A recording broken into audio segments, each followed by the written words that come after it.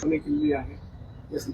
नाही, आता पोलीस अधीक्षकांची मी व माझे आमदार आमचे ज्येष्ठ बंधू अमरसिंह पंडित साहेब आम्ही दोघांनी पोलीस अधीक्षकांची भेट घेऊन त्यांना रितसर आम्ही पत्रावर जे काय आहे की जे काही घटना गंभीर अशा पद्धतीची घडलेली आहे त्याच्या बाबतीत तक्रार दिलेली आहे आणि पोलीस अधीक्षकांना त्याच्याबरोबरच आमच्या गेवराईच्या कृष्णाई कार्यालय निवासस्थानावर जे काही त्यांनी त्रिंबक पवार याने गुन्हेगारी प्रवृत्तीचे लोक घेऊन जो अटॅक केला त्याचा सीसीटीव्ही फुटेज जे आहे त्याचं पेन ड्राईव्ह सुद्धा आम्ही पोलीस अधीक्षकांकडे दिलेला आहे.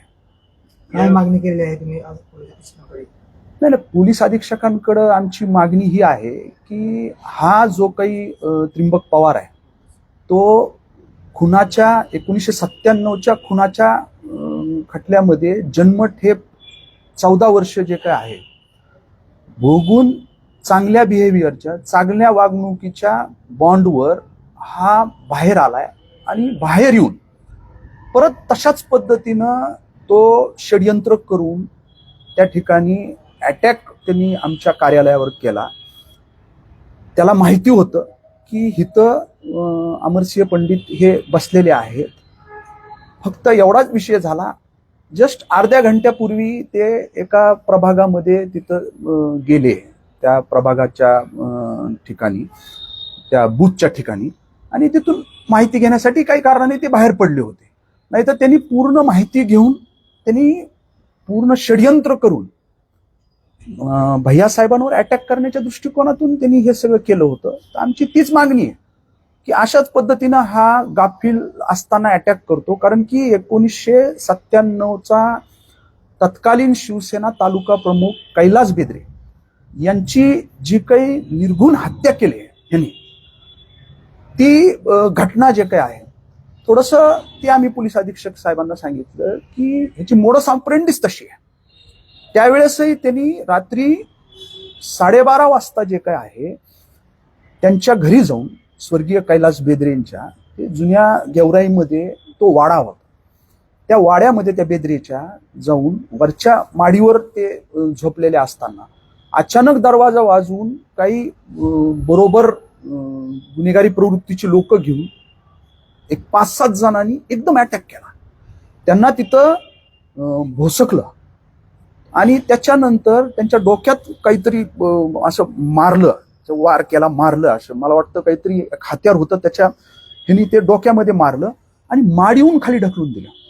अशा पद्धतीची ती घटना आहे. म्हणजे त्याचं एक म्हणलं ना तुम्हाला पद्धतच ती आहे.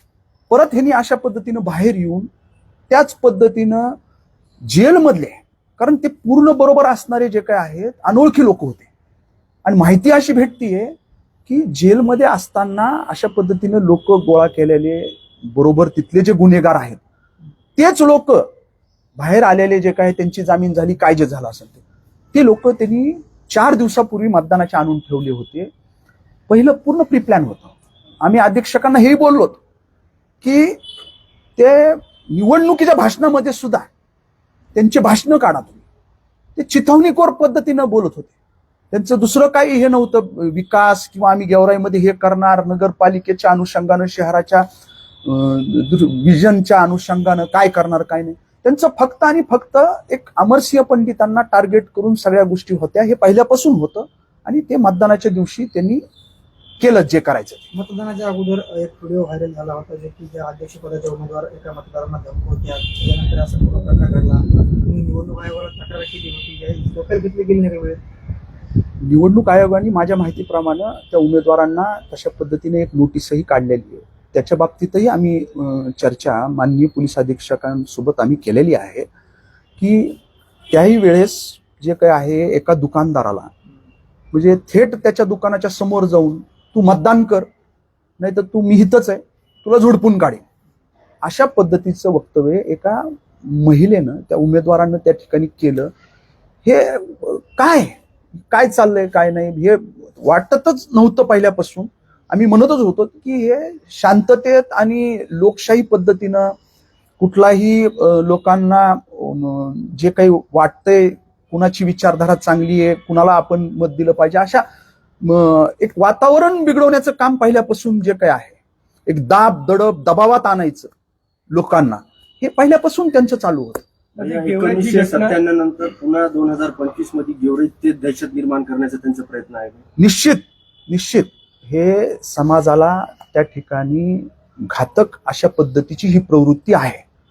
त्यांनी आत्ताच माझ्या माहितीप्रमाणे 2-3 महिन्यापूर्वीच तो जो आहे तो चांगल्या वागणुकीच्या बॉन्डवर बाहेर आलाय आणि 4-6 महिन्यातच परत तो अशा पद्धतीनं एका घरामध्ये, कार्यालयामध्ये, घरामध्ये जाऊन जर का अटॅक करत असन आणि तिथं तो त्यांना मारताना म्हणतोय ना की अमरसिंह पंडित कुठे आहे, त्याला आम्हाला जे काय आहे पाहायचंय, त्याला आज इथून संपवल्याशिवाय जायचं नाही, अशा पद्धतीचे वक्तव्य त्या ठिकाणी येऊन करतोय. हे निश्चितपणानं हे शांतता भंग करणार आहे, कायदा सुव्यवस्थेला त्या ठिकाणी बाधा पोहोचवणार आहे.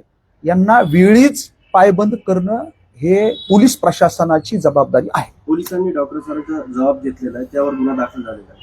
हो, त्यांचा जबाब घेतला, पण ते कार्यालय जे काय आहे ते आमचं कार्यालय होतं, ते निवासस्थान आणि कार्यालय अशा पद्धतीनं, त्याच्यामुळं आम्हाला तक्रार देणं हे गरजेचं होतं. त्याच्यामुळं आम्ही तक्रार दिलेली आहे. ते भैयासाहेबाचे स्वीय सहाय्यक म्हणून त्यांना झालेली मारहाण आणि काय झालेलं आहे ते सविस्तर त्यांनी सांगितलंय. त्या अनुषंगानंच आम्ही तक्रार दिली. गेवराईची घटना घडलेली आहे त्यावेळेस तुम्ही बघू शकता की पूर्वनियोजित हे सगळं वाटतं, कारण की लाठा काठ्या मोठी दगड जी आहेत ती त्या ठिकाणी होती आणि त्यानंतर खरं तर भैयासाहेब तिथे भेटले नाही, त्यामुळे डावकर सरांवरती हल्ला झाला. हो, नक्कीच. मी म्हणतोय ना, तिथं ते चिथावणीखोर पद्धतीनं त्या ठिकाणी आव्हान देत होते, त्याला शिव्या देऊ लागले. अक्षरशः तुम्हाला सांगतो, दुसरा आमचा एक तिथं ड्रायव्हर शरद काळे नावाचा होता, त्यांनी ह्यांना थोडंसं बाजूला केलं, धरलं आणि तेवढ्या ह्याच्यात त्या कंपाऊंड मधनं ते कार्यालयाच्या मध्ये अमृत डावकर जे आहेत ते स्वतःचा जीव वाचून मध्ये पळाले, म्हणून ते वाचले. नाही तर त्यांना कशा पद्धतीनं मारहाण चालू होती, त्यांनाच तिथं त्यांनी कमी जास्त त्या ठिकाणी झाला असतं, त्यांचा जीव गेला असता. म्हणजे त्यांना ते सांगायलेत की भैयासाहेब इथं नाही आहेत, तर म्हणजे आता तुला आम्ही सोडत नाहीत, अशा पद्धतीचे त्यांचे वक्तव्य होते. भैयासाहेब एक अर्ध्या घंट्यापूर्वी जे काय आहे अमरसिंह पंडित साहेब त्या ठिकाणाहून मी म्हणलं की शहरात बूथवर गेले म्हणून त्यांचा जीव वाचलेला आहे, नाही तर त्यांना षडयंत्र करून माझ्या माहितीप्रमाणे ते तिथं आहेत याच्या बाबत त्यांनी रेकीही पहिले केली असेल. ही झालेली घटना माझ्या काहीतरी 11:15 दरम्यान झालेली आहे. त्यांनी रेकी केली असेल. ते 9 वाजल्यापासून मुक्कामीच तिथं होते, तर त्यांनी रेकी केली असेल. त्यांना वाटलं असेल आता इथं कुणी नाहीये, इथं जाऊन ह्यांना अटॅक त्यांच्यावर करायचं आणि त्यांना संपून टाकायचं. माझा एक शेवटचा प्रश्न आहे. आम्ही माध्यम म्हणून पवार कुटुंबाची बाईट घेण्याचा प्रयत्न करतो, त्यांची बाजू घेण्याचा प्रयत्न करतो, मात्र ते कुठेही माध्यमांसमोर येत नाहीयेत, आपली भूमिका खरं तर बोलून दाखवत नाहीयेत. का नेमकं ते ह्या सगळ्या गोष्टीपासून अलिप्त राहत आहेत, का मौन बाळगतात असं वाटतंय? नाही, त्यांना ते आता हे व्हायलं ना, आपण करून गेलो. हा जो आहे विक्षिप्त आहे, हा त्रिंबक पवार जो काय आहे तो अतिशय विक्षिप्त आणि विकृत अशा मनोवृत्तीचा आहे. त्याला हे करत असताना अशा घटना त्याला काही लक्षात येत नाही. तो त्या ठिकाणी कुठेही असा ह्याच्या भानावर नसतो. ते एकदम बेभानपणे त्याचं असं काय करतो काही लक्षात येत नाही. आणि आता जे काय आहे हे घडल्यानंतर, घटना घडून गेल्यानंतर ते आता सगळ्या गोष्टी त्यांच्या लक्षात आल्या असतील, त्याच्यामुळं आता ते तोंड लपून फिरताय. स्वतः माजी आमदार लक्ष्मण पवार एका व्हिडिओमध्ये तुमच्या बंधूच्या अंगावर धावून जाताना पाहायला मिळतात. हो, म्हणजे हे पूर्ण जे काय आहे ते गुन्हेगारी प्रवृत्तीचे आहेत. तुम्ही बघा त्यांच्या भाषणामध्ये, आम्ही गेवराईचे पाटील आहेत, आम्ही कुणाला हे करत नाही, ह्यांना आम्ही नीट करू, अशा पद्धतीचे चितवणीखोर जे काय आहेत यांचे वक्तव्य वेळोवेळी पाहायला भेटतात. त्याच्यामुळं त्यांना ते असे म्हणलं ना तुम्हाला, हे लोक पूर्ण विकृत आणि विक्षिप्त अशा मनोवृत्तीचे लोक हे आहेत. पृथ्वीराज पंडित आणि त्यांना देखील मारहाण झाल्याचा सुरुवातीचा प्रकार होता, नेमका काय तो प्रकार होता आणि कुणी कुणी मारलं होतं, त्या प्रकरणात काय वेगळा गुन्हा दाखल झाला? नाही, हे बघा, आता सुरुवात ह्याची जी झालेली आहे ती मला वाटतं प्रभाग क्रमांक 10 मधील एका बूथवर, मोंडा नाक्यावर ईदगाचं जे बूथ आहे तिथं तिथून सुरुवात झाली. तो असा विषय झालेला आहे, ह्या ज्या उमेदवार आहेत सो गीताताई पवार, ह्या उमेदवार जे आहेत त्या तिथं गेल्या.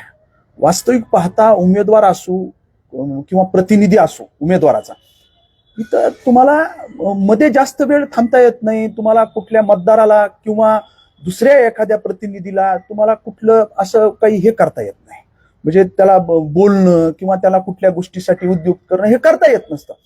त्या तिथं आल्या आणि आमचा जो प्रतिनिधी आहे, आमच्या उमेदवाराचा मुलगा, तो तिथं त्यांचा प्रतिनिधी होता, तो एकटा तिथं मध्ये होता. त्याला त्याच पद्धतीनं त्यांनी धमकवायला सुरुवात केली की मतदान 5:30 वाजेपर्यंत आहे, तू खूपच जास्तीचा शहाणपणा करतोयस, तुला हे मतदान संपल्यानंतर तुला दाखवते काय काय. अशा पद्धतीनं त्या आमच्या प्रतिनिधीला त्यांनी तिथं धमकवायला सुरुवात केली. हा बाहेर पृथ्वीराज पंडित जो आहे आमचा पुतण्या, हा बाहेर होता. त्याला मधून तशा पद्धतीनं तो बाहेर आला प्रतिनिधी, तो म्हणला मला धमकावतात. म्हणून हा गेला त्यांच्याकडं आणि त्यांना म्हणला की तुम्ही अशा पद्धतीनं आमच्या प्रतिनिधीला धमकवायचं काही कारण नाहीये. कारण त्यांची पहिलेही त्यांनी तुम्ही पाहिलं असेल की ते मी जे म्हणलं ते की दुकानदाराला प्रचार करत असताना धमकावतात. त्यांची ती पद्धतच आहे, दबावात आणणे, दहशत निर्माण करणे. फक्त त्यांनी त्यांना जाब विचारला की बाबा तुम्ही आमच्या प्रतिनिधीला धमकवू नका, तुम्ही ज्याला जे करायचं ते करू दे, तो आमचा प्रतिनिधी आहे, तो मतदारांना घेऊन येईल, तो लाईनला लावून काय मध्ये जे काय आहे पोलचीट देईल, जे काय असेल ते. तर तिथून त्यांनी जे काय आहे थेट ह्याला हे करणं, त्यांचा मुलगा तिथं होता त्याला त्याच्या अंगावर घालणं, त्यांच्या बरोबर असणारे जे काही लोक होते ते थेट पृथ्वीराज पंडित यांच्या अंगावर घालण्याचं काम केलं आणि तिथून वादाला सुरुवात झाली. म्हणजे बूथवरच दहशत निर्माण करायची होती. हो, पूर्ण शहरात दहशत निर्माण करायची, मतदार हा प्रभावित करायचा, मतदाराला अशा पद्धतीने हे करायचं की तुम्ही जर आम्हाला मतदान केलं नाही तर आम्ही तुम्हाला जे काय आहे ते मारू, तुम्हाला सोडणार नाही. अशा पद्धतीचं शहरात त्यांचं पहिल्यापासून तीच पद्धत आहे. अमृत डावकर साहेबांनी जबाब दिलेला आहे, तुमचा वेगळा जबाब तुम्ही देणार आहात का? वेगळा तक्रार करणार आहात? नाही, जबाब दिल्यावर मी सांगतोय काय, लेखी पत्र जे काय आहे आमचं कार्यालय ते, त्याच्यामुळं माजी आमदार अमरसिंह पंडित साहेबांच्या लेटर हेडवर रितसर आम्ही पत्र म्हणजे ती तक्रारच दिलेली आहे, ती पोलीस अधीक्षकांकडे दिली, त्याची सगळी शहानिशा करते. सीसीटीव्ही फुटेज जो आहे तो अजून कुठेही बाहेर आलेला नव्हता, त्याचा पेन ड्राईव्ह आम्ही दिलेला आहे, ह्याची शहानिशा करा. तो थेट गाडीमधनं येतोय, लोक घेऊन येतोय, स्वतः गाडी त्रिंबक पवार चालवतोय, तिथं उभा असणाऱ्या आमच्या गाडीला त्यांनी धडक दिली आहे, सगळं सीसीटीव्ही फुटेज मध्ये आलं. त्या व्यक्तीमुळे गेवरातील काही जण असतील किंवा तुमचे कार्यकर्ते असतील त्यांच्या जीवितास काही धोका आहे? कारण की डावकर सर म्हणजे जे तुमचे CS आहे काय त्यांच्यावरती थेट हल्ला केला जातोय, त्यामुळे भैयासाहेबांच्या जीविताला धोका आहे. अहो, भैया साहेबांच्याच त्यांनी जीवे मारण्याचं षडयंत्र त्याचं होतं. हे आमचे स्वीय सहाय्यक अमृत डावकर यांच्या जबाबामध्ये आलेलं आहे. लोकांचं काय, एक लोकप्रतिनिधी एवढ्या 25-30 वर्षापासून त्या सार्वजनिक जीवनामध्ये काम करणारा लोकप्रतिनिधी, त्याला थेट मारण्याचं कट कारस्थान होतंय, तर सामान्य व्यक्तीचं काय? याला गेवराई तालुक्याला, त्या भागाला या प्रवृत्तीपासून धोका आहे.